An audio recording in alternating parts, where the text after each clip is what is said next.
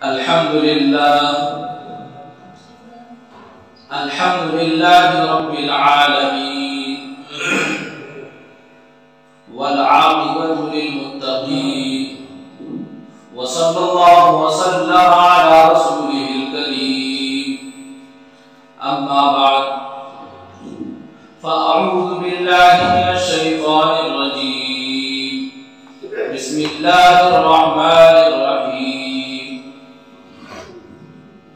इन्नल्लाह ला यज़लिमु मिस्क़ाल ज़र्रा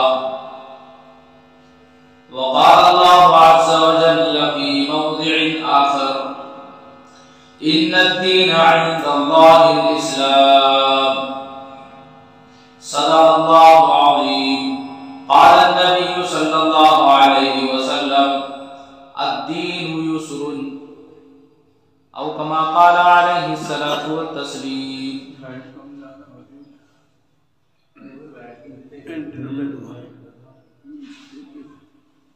मेरे मोहतरम भाई और दोस्तों, अल्लाह ताला ने जिंदगी की एक कीमती नेमत हमें अता फरमाई है और एक अजीम इनाम अल्लाह ताला ने यह फरमाया कि सेहत और तंदुरुस्ती भी अता फरमाई है। और इस दुनिया की जिंदगी के मिलने के बाद सबसे बड़ी नेमत अल्लाह ताला ने ईमान की, इस्लाम की नेमत अता फरमाई। ईमान की नेमत दुनिया की सबसे बड़ी नेमत है। इसी नेमत के ऊपर अल्लाह ताला ने दुनिया की और आखिरत की कामयाबी का मेयार मुतय्यन किया है। जिसकी जिंदगी में दीन होगा, ईमान होगा और उसकी जिंदगी इस्लामी अहकामात के मुताबिक गुजर रही होगी, अल्लाह ताला उसको दुनिया में भी कामयाब फरमाएंगे और आखिरत की लामहदूद जिंदगी में भी कामयाब फरमाएंगे।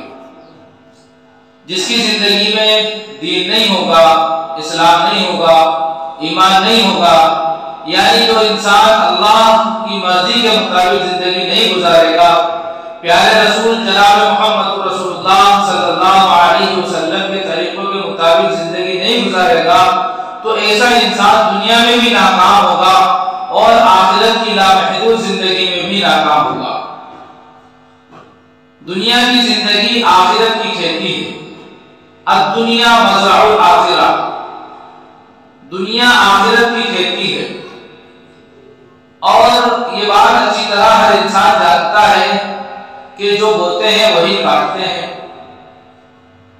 गेहूं बोए हैं तो गेहूं काटेंगे, चने बोए हैं तो चने काटेंगे, सोयाबीन बोई है तो सोयाबीन काटेंगे।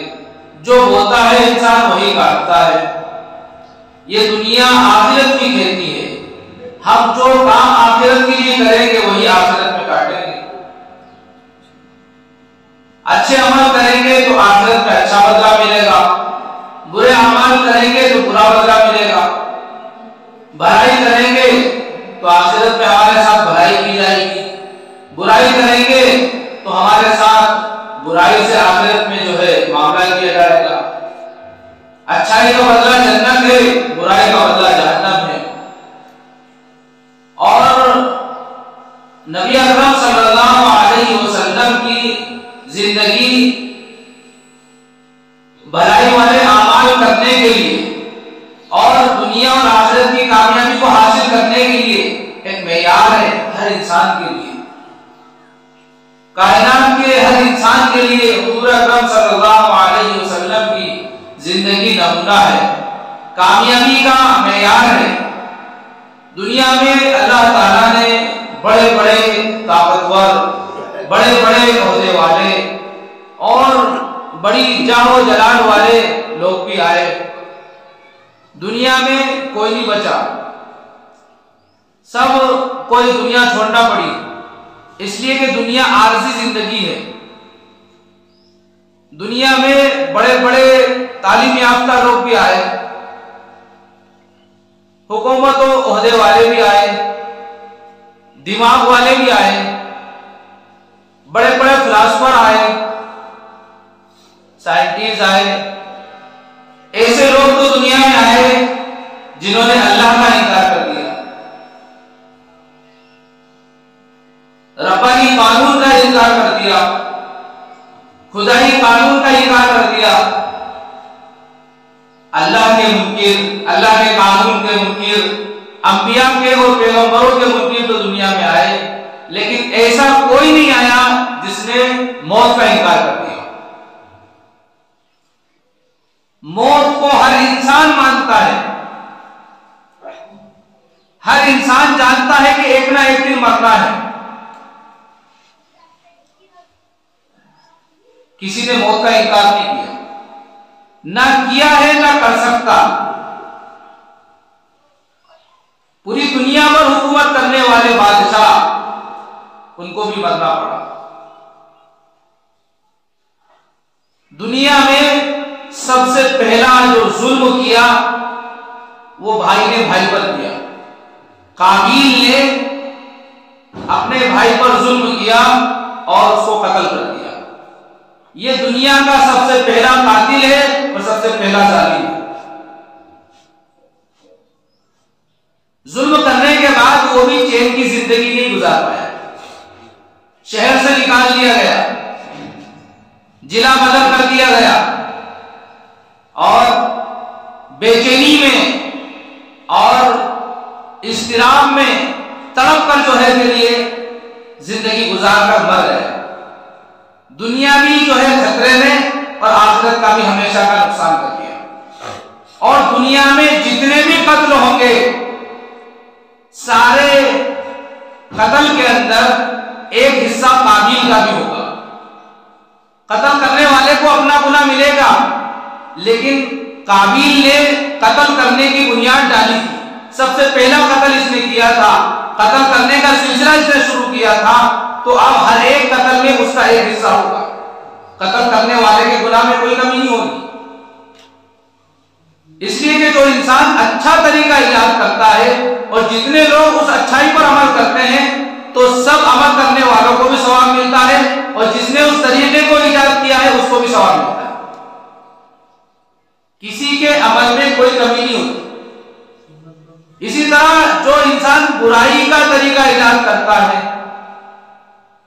और जितने लोग उस बुराई पर अमल करते हैं, उन सबको वबाल होगा, उन सबको अजाब होगा, उसकी सजा मिलेगी। इसी तरह जिसने बुराई को इजाद किया है, बुराई का तरीका इजाद किया है, उस इंसान को भी सबके बुराई में से एक एक हिस्सा मिलेगा। इसलिए अल्लाह ताला ने कुरान करीम में बड़ी जामे बात इरशाद फरमाई, वला तकूनु अव्वला काफिरिन बिह, कि लोगों सुनो, सबसे पहले काफिर मत बनो, सबसे पहले अल्लाह का इनकार करने वाले मत बनो, सबसे पहले अल्लाह के कानून को और अल्लाह को और अल्लाह के पैगंबरों को तुम जानते हो, उसको छुपाने वाले मत बनो। मुखातब यहूदी भी थे और दीगर हजरात भी थे। इसी तरह दुनिया में कयामत तक आने वाले इंसान की आयत के मुखातब हैं। अल्लाह को पहचान लिया है, नबियों को पहचान लिया है और इस्लामी तालीमात को समझ लिया है। अब अपने जाहो जलाल की वजह से, अपनी इज्जत की वजह से, अपने ताकत की वजह से या अपने नाक के नीचे होने की वजह से अब अल्लाह के कानून का इनकार मत करो, अल्लाह का इनकार मत करो और प्यारे नबी की तालीम का इनकार मत करो, बल्कि उसको समझने की और उसको अपनाने की कोशिश करो।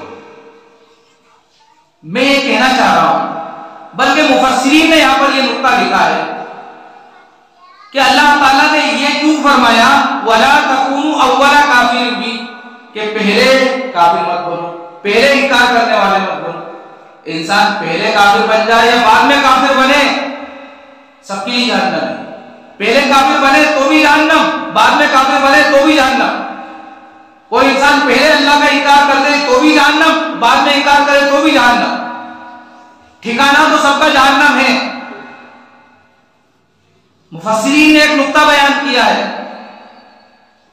कि जो इंसान पहले इनकार करने वाला बनेगा और उसको देखकर जो लोग इनकार करेंगे, उस सबका खमियाजा इसको भुगतना पड़ेगा और उनको भी भुगतना पड़ेगा। ऐसा नहीं है कि के तरीके पर अमल किया था, अब हम जो है हमारा गुनाह उसको मिलेगा और हम बच जाएंगे, ऐसा नहीं है। बुराई करने वाले को बुराई का बदला मिलेगा और जिसने बुराई का तरीका ईजाद किया है उसको भी गुनाह मिलेगा, इसको ज्यादा मिलेगा उनको कम मिलेगा। बुराई का पूरा बदला मिलेगा, लेकिन इसने तरीका ईजाद किया है इसलिए इसको एक गुना ज्यादा गुना मिलेगा। इसलिए फरमाया पहले इनकार करने वाले मत बनो। अगर तुमने इनकार किया और तुम्हें देखकर जितने लोगों ने इनकार किया अल्लाह का और नबी का और दीनी तालीमात का या शरीयत के किसी हुक्म का, उन सब का वबाल तुम्हारे ऊपर होगा। इसलिए पहले इनकार करने वाले मत बनो, मुनकिर मत बनो। इसलिए नबी अकरम सल्लल्लाहु अलैहि वसल्लम ने हदीस में फरमाया, अच्छा तरीका ईजाद करना जिससे भलाई फैले, ये ऐसा ही है जैसा कि खुद भलाई करना। भलाई की तरफ बुलाना भलाई करने के बराबर है, इसलिए कि जितने लोग भलाई करेंगे सबका सवाब इसको मिलेगा। अद्दाल्लु अलल खैरि कफाइलिही, भलाई करने वाला, भलाई की तरफ बुलाने वाला भलाई करने वाले की तरह। तो काबिल ने यह तरीका ईजाद किया कत्ल का, जितने भी कत्ल होंगे सारे कत्ल में एक हिस्सा काबिल का होगा और कत्ल करने वालों के गुनाह में कोई कमी नहीं होगी। बताना चाह रहा हूं, काबिल ने अपने भाई पर जुल्म किया, जुल्म करने के बाद चैन की सांस नहीं ले पाया, सुकून की जिंदगी नसीब नहीं हुई, बेचैनी में तड़पता हुआ मर गया। इसलिए कि जुल्म अल्लाह को पसंद नहीं है। ला युहिब्बु ज़ालिमीन, जुल्म अल्लाह को बिल्कुल पसंद नहीं है। जब इंसानों को पसंद नहीं है तो फिर अल्लाह को कैसे पसंद होगा? जुल्म अल्लाह को पसंद नहीं है। इन्नल्लाह ला यज़लिमु मिस्काला ज़र्रा, जर्रा बराबर भी जुल्म अल्लाह को पसंद है। जुल्म बहुत संगीन गुनाह है और जुल्म के ऊपर मैंने काफी बयानात किए हैं, इसलिए कि जुल्म ये एक ऐसा मोहलिक गुनाह है कि जो इंसान की जिंदगी ही नहीं बल्कि कई की जिंदगी बर्बाद कर देता है। इंसान जुल्म जब करता है तो वो अपनी जिंदगी तो बर्बाद करता ही है और उसके साथ में रहने वाले कई लोगों की जिंदगियां बर्बाद कर देता है। जुल्म बहुत संगीन होता है। अल्लाह के नबी सल्लल्लाहु अलैहि वसल्लम ने फरमाया, अज़्ज़ुल्मु ज़ुलुमातुन यौमल क़ियामह, जुल्म क़यामत के दिन अंधेरियों की शक्ल में होगा। एक अंधेरा नहीं है कि चलो थोड़ी दूर चलने के बाद उजाला मिल जाएगा, अंधेरियां ही अंधेरियां, वहां से निकलना नसीब नहीं होगा। जुल्म क़यामत के दिन अंधेरियों की शक्ल में होगा। और फरमाया, इत्तक़ी दावतल मज़लूम फ़इन्नहु लैसा बैनल्लाहि व बैनहु हिजाब, कि मज़लूम की बददुआ से बचो, इसलिए कि उसके और अल्लाह के दरमियान कोई पर्दा नहीं।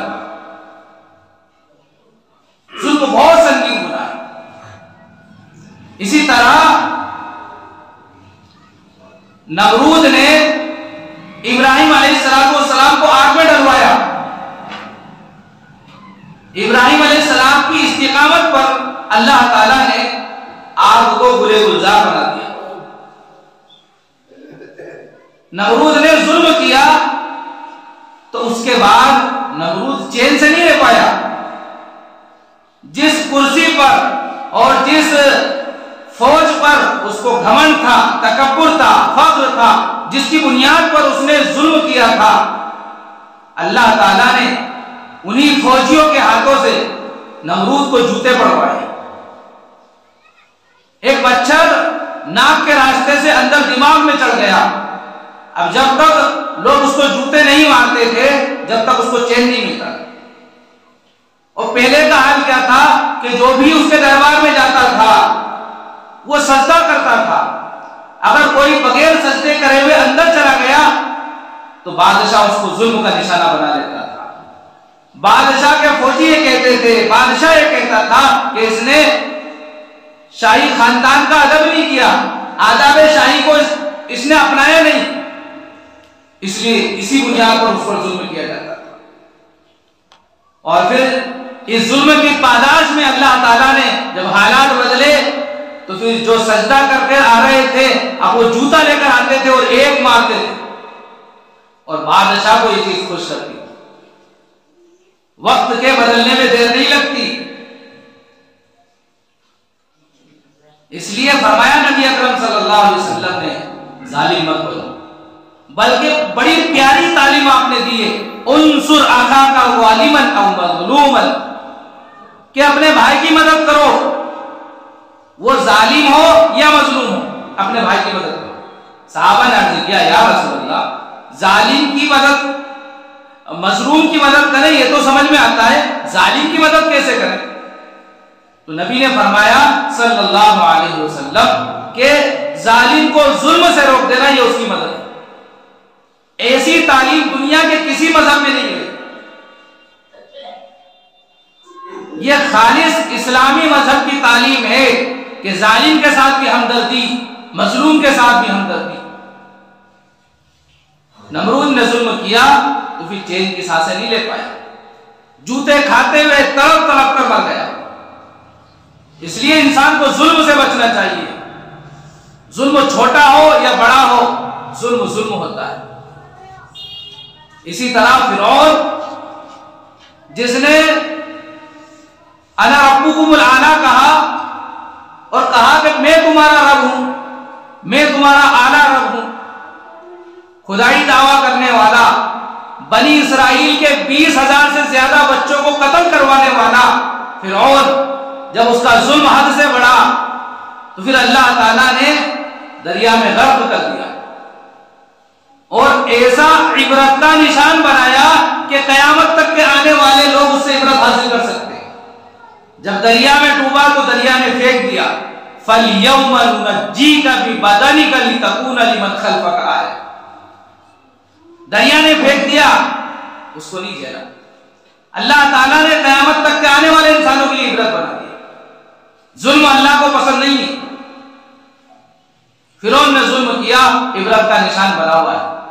आज भी अगर आप देखना चाहें तो वहां पर म्यूजियम में जाकर उसको देख सकते। जुल्म अल्लाह को बिल्कुल पसंद नहीं। ला युहिब्बु ज़ालिमीन, अल्लाह जुल्म को पसंद नहीं करता। इन्नल्लाह ला यज़लिमु मिस्क़ाल ज़र्रा, अल्लाह को जर्रे के बराबर भी जुल्म पसंद नहीं है और अल्लाह ताला किसी पर जर्रे के बराबर भी जुल्म नहीं करेगा, बिल्कुल जर्रे के बराबर भी जुल्म नहीं करेगा। दुनिया का मामला यह है, मिसाल के तौर पर ये समझे आप कि एक इंसान बूढ़ा है, अपनी जिंदगी जी चुका, दुनिया के मजे लूट चुका, और एक दूसरा इंसान है जो जवान है, जिसकी अभी अभी शादी हुई है। उस बूढ़े ने जवान को कत्ल कर दिया। दुनिया वाले क्या करेंगे? ज्यादा से ज्यादा उस बूढ़े को फांसी पर चढ़ा देंगे। उस बूढ़े को फांसी पर चढ़ा दिया तो क्या इंसाफ हो गया? इंसाफ दुनिया वाले कर ही नहीं सकते। दुनिया की कोई ताकत ये इंसाफ कर नहीं सकती, इसलिए कि बूढ़ा अपनी जिंदगी जी चुका था, दुनिया के मजे लूट चुका था, और ये जो जवान जिसकी अभी नई नई शादी हुई थी, बड़ी आरज़ुएं थी, बड़ी तमन्नाएं थी, इसको भी जीने की ख्वाहिश थी और जिंदगी की उम्मीद का एक सैलाब इसके सामने था। बीवी की आरज़ुएं थी, माँ बाप थे उनकी आरज़ुएं थी, जो लोग इसके चाहने वाले थे सबका ये सितारा था, आंखों का तारा था। अब इसको कत्ल कर दिया एक बूढ़े ने। अगरचे उस बूढ़े को फांसी दे दी जाए, इंसाफ नहीं हो सकता। दुनिया वाले इंसाफ दे भी नहीं सकते। दुनिया वाले पूरी दुनिया मिल जाए, दुनिया का एक एक इंसान जमा हो जाए, तो भी इस जवान को इंसाफ नहीं दे सकते। इसके लिए अल्लाह ताला ने आखिरत का निजाम बनाया। इसलिए अल्लाह ताला ने आखिरत की जिंदगी रखी है। वह जवान को भी बराबर का हिसाब इंसाफ मिलेगा, उसके साथ जो जुल्म हुआ है उसका इंसाफ मिलेगा उसको। सारी आरज़ुएं, सारी तमन्नाएं, सारे ख्यालात जो उसके दिल पर गुजर रहे हैं सब अल्लाह पूरे कर देगा, बशर्ते कि उसकी जिंदगी नेक हो। इंसाफ सबके साथ होगा। यहां तक के एक सींग वाली बकरी ने बगैर सींग वाली बकरी को मारा है, अल्लाह ताला क़यामत के दिन उस बगैर सींग वाली बकरी को सींग देंगे और उससे कहेंगे अपना बदला ले। तो बकरियों के साथ जब इंसाफ होगा, जबकि वो तो बेजुबान मखलूक है, जुबान है लेकिन बोलने की सलाहियत उसमें नहीं है, वो बोलती है अपनी जबान में बोलती है, इंसान उसको नहीं समझ सकता। तो जुल्म करने वाला चाहे जिस कौम का, जिस फिरके का हो, उसको जुल्म का अंजाम भुगतना है, दुनिया में नहीं तो आखिरत में भुगतेगा। और मजलूम चाहे वो किसी कौम, किसी फिरके का, किसी मजहब का हो, उसको इंसाफ मिलेगा, दुनिया में नहीं आखिरत में मिलेगा। दुनिया वाले मजलूम को इंसाफ नहीं दे सकते। मैं ये बताना चाह रहा हूं कि जुल्म अल्लाह को बिल्कुल पसंद नहीं है। फिरौन ने जुल्म किया, अल्लाह ताला ने क़यामत तक के लिए इबरत का निशान लगा दिया। इसी तरह हजरत उस्मान गनी रजी अल्लाह ताला अन्हु को शहीद किया गया। 40 दिन तक हजरत उस्मान गनी रजी अल्लाह ताला अन्हु को खुद उन्हीं के घर में कैद कर दिया गया। और क्या मंजर होगा। हजरत उमर रजी अल्लाह ताला अन्हु के जमाने में मुसलमानों की खिलाफत 22 लाख मुरब्बा मील पर पहुंच चुकी और हजरत उस्मान गनी रजी अल्लाह ताला अन्हु के जमाने खिलाफत में 44 लाख मुरब्बा मील पर मुसलमानों की हुकूमत और मुसलमानों का जो अमीरुल मोमिनीन वो अपने ही घर में कैद कर दिया गया। 40 दिन तक सब बंद कर दिया, कुछ नहीं दिया। जो कुआं आपने खरीद कर दिया था उससे पानी बंद कर दिया। मस्जिद नबवी जिसकी तौसी आपने कराई उसमें नमाज पढ़ने से रोक दिया। बहुत सारे एहसानात मुसलमानों पर थे, उन सब से रोक दिया गया। उन दो लोगों में बहुत सारे जालिम थे, उनमें से 2 जालिम ऐसे थे जिन्होंने दीवार को फाड़ कर हजरत उस्मान रजी अल्लाह ताला पर हमला किया। और इनके हमले से एक दिन पहले की बात यह है कि नबी ख्वाब में आए और आकर ये बशारत दी कि उस्मान तुम रोजे से हो, शाम का इफ्तार हम साथ में करेंगे। जब ये बशारत मिली हजरत उस्मान रज़ी अल्लाह तआला अन्हु को, तो नहा धोकर अच्छे कपड़े पहनकर तैयार थे, कुरान शरीफ की तिलावत कर रहे थे। 2 जालिम सौदान बिन हमरान और अम्र बिन हुमुक, इन दोनों ने जो है दीवार बांधकर हमला किया और हजरत उस्मान रज़ी अल्लाह तआला अन्हु उस वक्त कुरान पढ़ रहे थे। आपके खून के छींटे कुरान पर भी पड़े। फसयक्फीकहुमुल्लाह व हुवस समीउल अलीम, ये आयत पढ़ते हुए हजरत उस्मान रज़ी अल्लाह तआला अन्हु इस दुनिया से गुजर गए। क़यामत के दिन जब गवाही दी जाएगी तो ये कुरान जिस पर उनके खून के छींटे पड़े थे, ये गवाही देगा हजरत उस्मान रज़ी अल्लाह तआला अन्हु के बारे में। जन्नत में हर एक का कोई ना कोई रफीक है। नबी अकरम सल्लल्लाहु अलैहि वसल्लम के रफीक हजरत उस्मान गनी रज़ी अल्लाह तआला अन्हु। और जुल्म की हद कर दी उन जालिमों ने। हजरत उस्मान ने गनी रज़ी अल्लाह तआला अन्हु ने कभी किसी को बददुआ नहीं, लेकिन जब उन्होंने उनकी इज्जत पर हमला किया तो फिर बददुआ दी। उनकी बीवी हजरत नाइला रज़ी अल्लाह तआला अन्हा बचाने के लिए आई तो उन जालिमों ने उन पर भी वार किया, जिससे उनकी उंगलियां कट दी।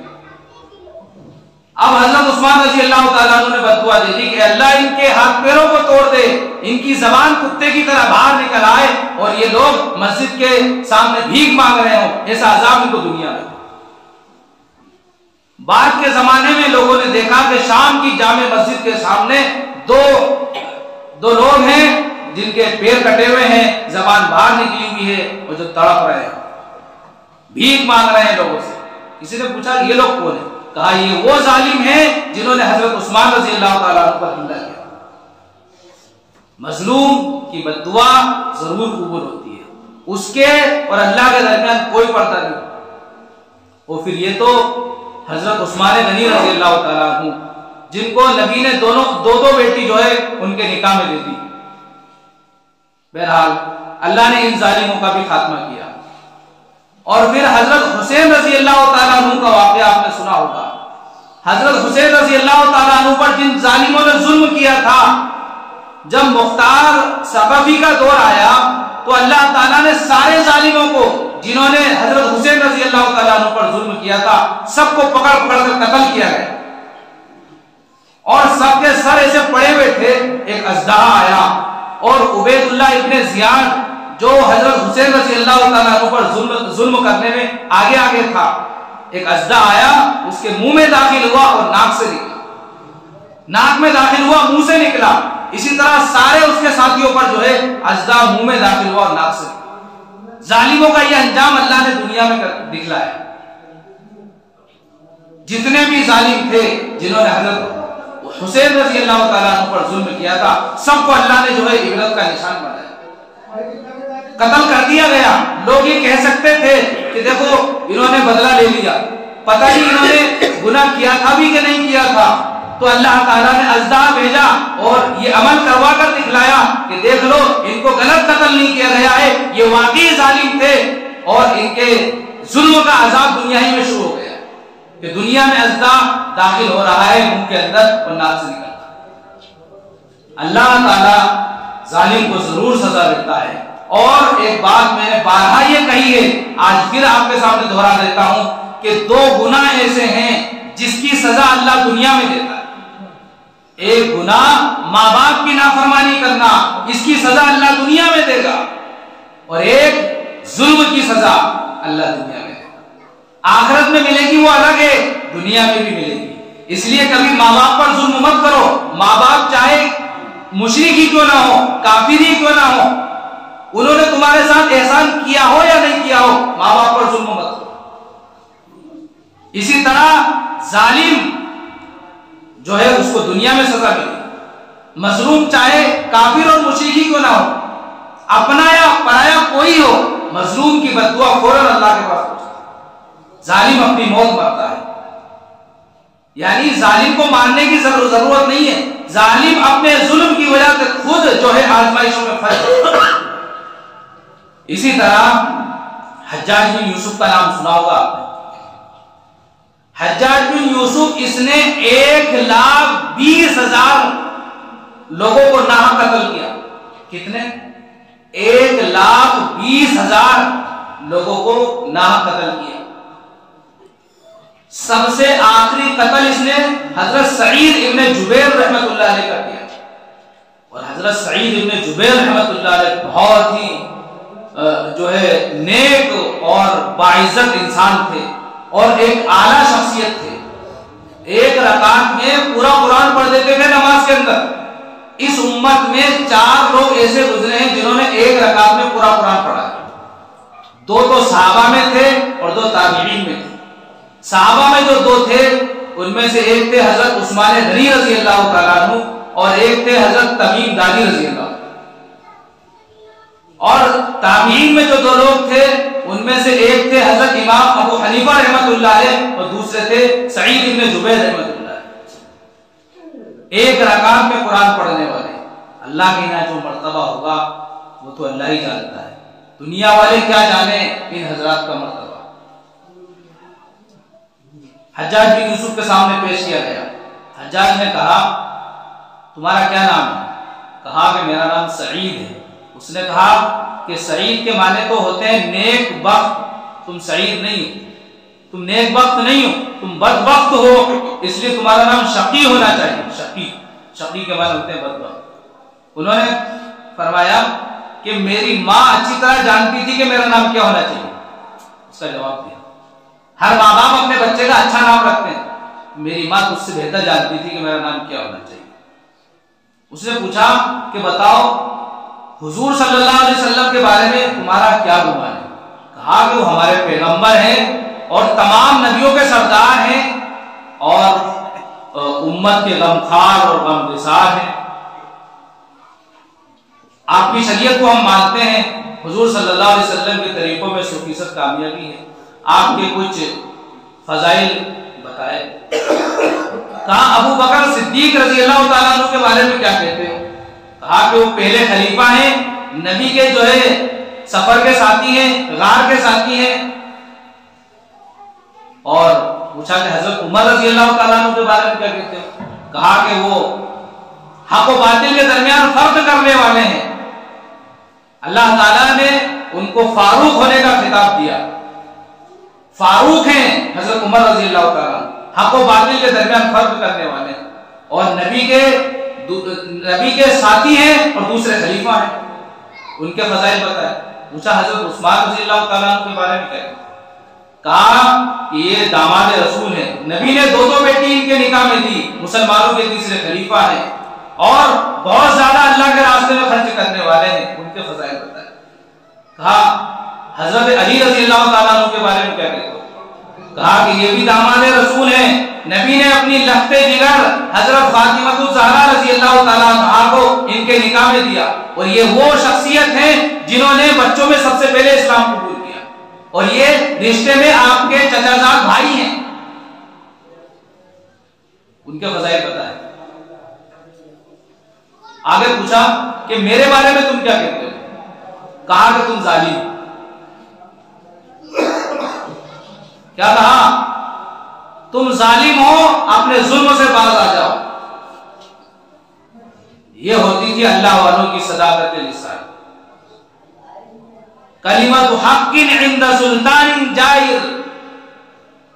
दावत का असल हक ये है कि जालिम और जाबिर के सामने बेठोक ये कह दिया जाए और निडर होकर अल्लाह पर भरोसा करके कह दिया जाए कि ये सच है, ये गलत है।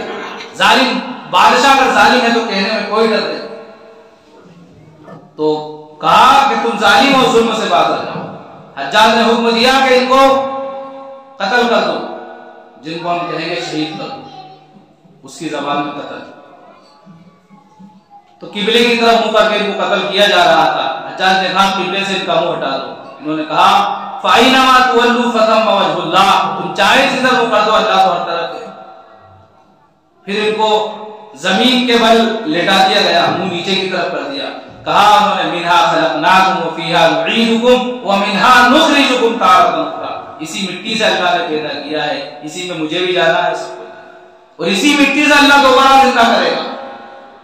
बहरहाल उनको जब शहीद किया जा रहा था तो जोर से खून का फव्वारा चला जो हज्जाज की कुर्सी तक गया। उसने पूछा कि इतने लोगों को मैंने कत्ल किया, किसी के खून में इतनी तेज धार नहीं थी, इसके खून में इतनी धार क्यों? कहा कि मौत से नहीं डरते। और भी बीच में कुछ बातें हुई, मैंने वो छोड़ दी वक्ती की वजह से।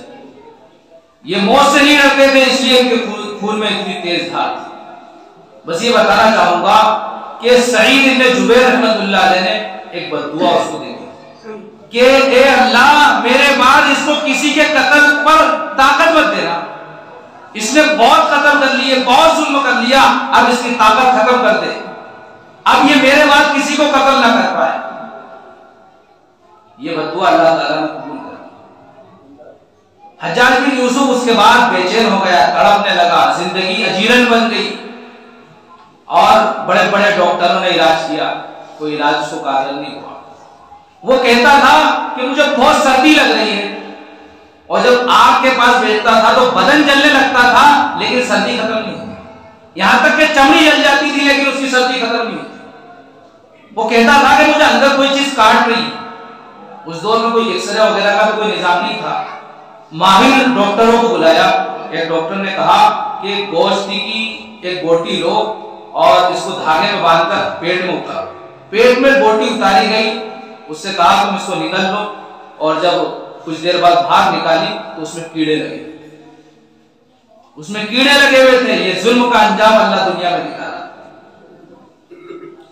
एक साहब ने ख्वाब में देखा तो पूछा, हज्जाज तुमने तो बहुत जुल्म किया है, क्या हुआ तुम्हारे साथ? कहा कि मेरे को हर कत्ल के बदले में एक मर्तबा कत्ल किया जाता है रोजाना, और सईद इब्न जुबैर रहमतुल्लाह अलैह के बदले में एक कत्ल के 70 दफा कत्ल किया जाता है।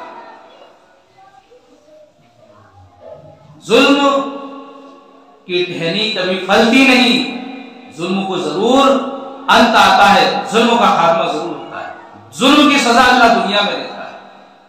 इसी तरह का एक वाकया लिखा है मुकाफात अमल, एक किताब है, अब्दुल गनी साहब रहमतुल्लाह अलैह, उन्होंने इस किताब के अंदर मौजूदा दौर में जो जालिम लोग गुजरे हैं, जिन्होंने लोगों पर जुल्म किया और फिर अल्लाह ने उनको दुनिया ही में सजा दी, ऐसे वाकयात इस किताब में जमा किए। किताब का नाम है मुकाफात अमल और लिखने वाले हैं अब्दुल गनी।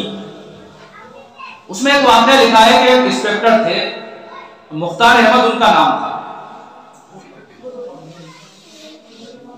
कुछ कैदी लाए गए और इन लोगों के सुपुर्द किया गया, 2-4 लोग थे पुलिस वाले, इनके सुपुर्द किया गया कि इन 2 मुजरिमों को लेकर अदालत पहुंचो, नहीं जेल पहुंचो, वहां पर इनको फांसी की सजा होना है। उनको लेकर जा रहे थे और जेल करीब में ही थी, पैदल ले जा रहे थे। इतने में रास्ते में जंगल का थोड़ा सा रास्ता पड़ता था। उन्होंने कहा कि मुझे बहुत पेशाब आ रही है, खोल दो, थोड़ी पेशाब कर लेने दो। इनको रहम आ गया, इन्होंने खोल दिया। इतने में उन लोगों की पहले से प्लानिंग थी, उनका जो डाकुओं का काफिला था उन्होंने हमला कर दिया, उन दोनों साथियों को छुड़ा कर ले गए और इनको मारा भी सही और हाथ पैर बांध के जंजीरों से वहीं जंगल में पटक दिया। ये चीख रहे थे, चिल्ला रहे थे, कोई इंसान नहीं था वहां पर। एक लकड़हारा बेचारा गरीब था, वो वहां से गुजर रहा था।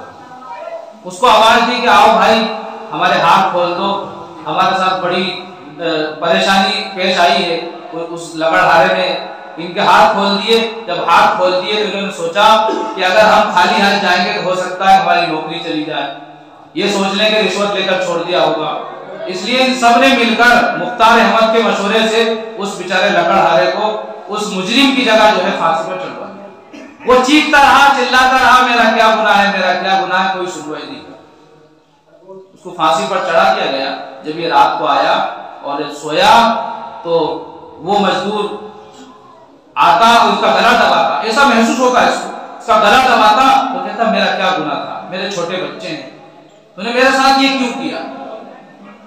यहां तक के कुछ दिनों में वो बीमारी का शिकार हो गया, वो बीमारी की वजह से रिटायर भी हो गया और फिर बहुत ज्यादा खाना खाता था, हजम नहीं होता था, बहुत ज्यादा बीमारियों ने घेर लिया। कुछ दिनों के बाद उसकी मोहब्बत करने वाली बीवी भी इंतकाल कर गई और फिर एक बच्चा था जो उसकी बीमारी में दुख दर्द में शरीक रहता था। वो बच्चा इसका जिगर का टुकड़ा था, उस बच्चे का भी इंतकाल हो गया। जब सबने साथ छोड़ दिया तो फिर ये परेशान होकर चिल्लाता फिरता था, चीखता था और लोगों से अपनी फरियादें करता था कि लोगों जुल्म मत करो, जुल्म बड़ा संगीन गुनाह है, जुल्म ने आज मेरी ये हालत कर दी है। अपना पूरा वाकया हर एक को सुनाता। इसलिए जुल्म मेरे भाइयों बहुत संगीन गुनाह है।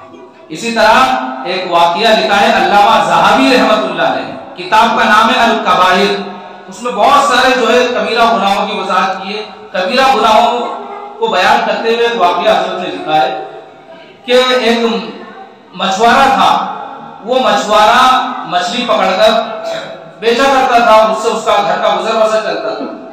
एक दिन बेचारा मछली लेकर और डले में रखकर बेच रहा था। एक गांव में पहुंचा, गांव के चौधरी साहब थे, उन्होंने कहा लाओ भाई मछली, तो मछली ले ली उसने जितनी उसको जरूरत थी। और जब उसने पैसे मांगे तो कहा इसको पता नहीं है मैं कौन हूं, मैं गांव का चौधरी हूं। डरा धमका कर उसको भगा दिया, वो बेचारा चला गया। जब ये शाम को मछली बनाने लगा तो बनाने में एक कांटा इसके अंगूठे में लग गया।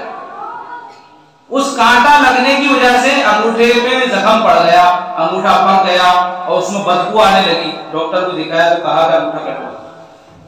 अंगूठा कटवा दिया, कुछ दिनों के बाद फिर सड़ाव लग गया, फिर बदबू आने लगी, पक गया तो कहा कि पोचे तक कटवा दो। फिर यही मामला हुआ, बाद में भी अच्छा नहीं हुआ तो कोहनी तक हाथ कटवाया। और पहले के जमाने में इस तरह नहीं था कि सुन करते थे फिर काटते थे, बल्कि ऐसी मतलब होश होने की हालत में काटा जाता था, सुन नहीं किया जाता था। तो ये कंधे तक हाथ कटवा कर आ रहा था और बड़ा चीख रहा था, चिल्ला रहा था। उधर से एक अल्लाह वाले मिले, पूछा कि भाई क्यों चिल्ला रहे हो, क्यों चीख रहे हो।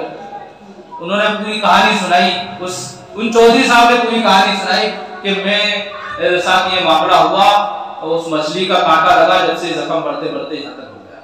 तो उन्होंने पहला सवाल किया, मछली की कीमत अदा की थी? कहा कीमत तो अदा नहीं की।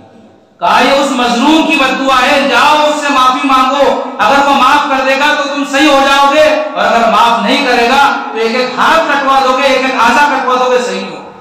ढूंढता करता उस मछुआरे के पास पहुंचा, उसको पूरी याद दिलाई और उससे कहा कि भाई माफ कर दो, मेरी जिंदगी ऐसी हो गई है। उसने माफ किया और कुछ दिनों में अच्छा हो गया। उससे पूछा कि भाई तुमने क्या बद्दुआ की थी?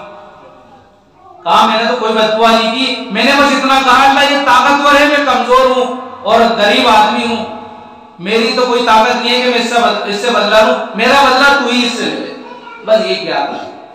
तो भाई जुल्म कभी फलता नहीं है, जुल्म को जरूर अंत आता है, जुल्म का खात्मा होता है। जालिम कोई भी हो उसको जो है जुल्म की सजा दुनिया में भी मिलना है, आखिरत में भी मिलना है।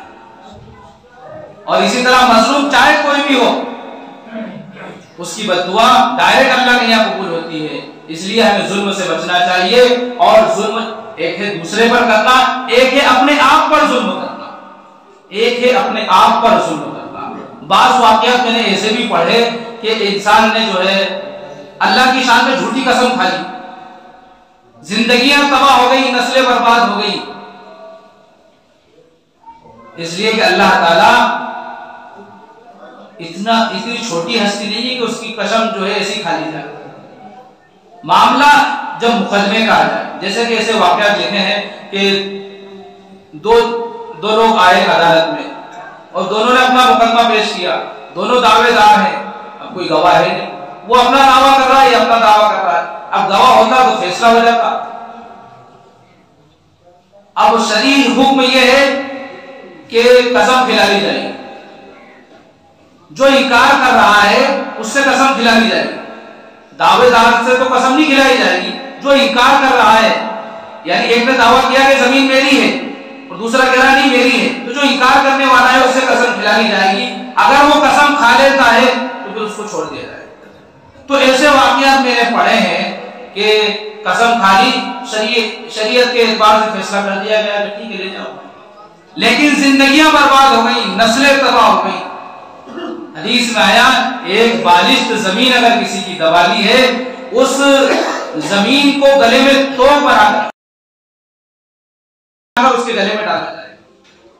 भाइयों एक ईंट 1 किलो की गले में लटका नहीं सकते।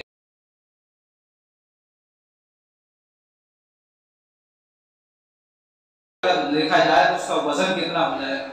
ये दुनिया है, आखिरत में हम नहीं भुगत पाएंगे। बहुत कमजोर है, दुनिया की छोटी आजमाइशों में हम परेशान हो जाते हैं, चीख उठते हैं, पुकार उठते हैं। इसलिए जुल्म अल्लाह को पसंद नहीं है। वो जुल्म भले अपने पर हो या पराये पर हो, हमें चाहिए कि हमारी तरफ से किसी पर जुल्म ना हो, और अगर कोई हमारे ऊपर कर दे हम किसी को बद्दुआ ना दें, हम उसके हक में हिदायत की दुआ करते हैं। एक बहुत कीमती बात मैं आपसे कहकर बात खत्म करूं कि नबी ने पूछा साहबा से, बताओ अल्लाह को क्या पसंद है?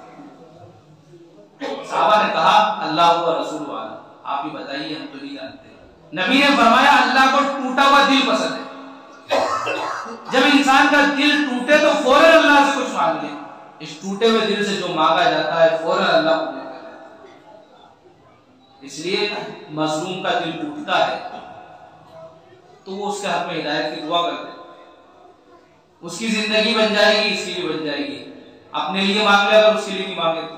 लेकिन भाई जुल्म से बचे। तो अपने आप पर जुल्म यह है कि हम अल्लाह के हुकूक को पामाल कर लें। अल्लाह के हुकूक को पामाल करना ये अपने आप पर जुल्म है।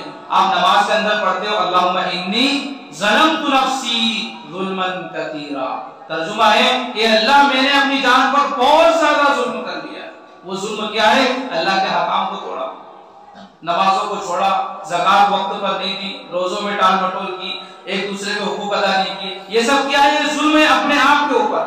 इसलिए भाइयों बड़ी तफसील है जुल्म की, मैंने मुख्तसर अहम बातें आपके सामने जिक्र की हैं। अल्लाह ताला से दुआ करें अल्लाह हमें जुल्म से बचने वाला बनाए, और अल्लाह ताला जालिमों के मुकद्दर में अगर हिदायत है तो हिदायत से उनको नवाजे, और अगर हिदायत नहीं है तो अल्लाह ताला अपनी जमीन को पाक फरमाए, जालिमों का खात्मा फरमाए, और ईमान वालों को और अल्लाह ताला को मानने वालों को, प्यारे नबी के मानने वालों को अल्लाह ताला इज्जत, सरबुलंदी और जो है शान वाली जिंदगी अता फरमाए, दुनिया में भी आखिरत में भी।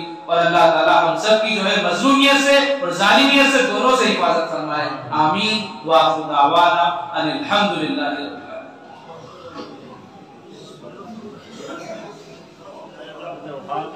आलमीन।